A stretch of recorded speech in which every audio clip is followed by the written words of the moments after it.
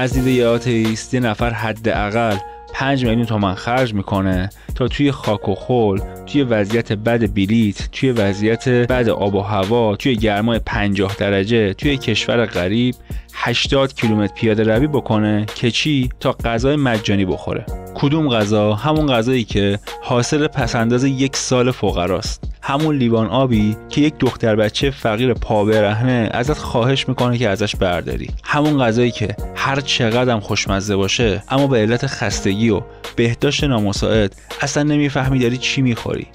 راهپیمایی 40 نه غذای جسم بلکه غذای تفکره. تو دنیایی که طرف به خاطر پول به زنش خیانت میکنه، بچه‌شو میندازه زندان، توی این دنیا تفکر 40 اومده بگه هر چقدرم که پول نداشته باشی اما شرف داشته باش. همونقدری که پول نداری همونقدر غیرت داشته باش. از مایحتاج 1 سالت بزن، پسنداز بکن، حتی اگه شده 4 تا جعبه خرما بده دست زوار امام حسین. بله، واسه آتئیستی که دنیا به شکم و زیر شکم محدود میشه، حتی 1 کلمه از این حرفایی که زدم هیچ معنایی نداره.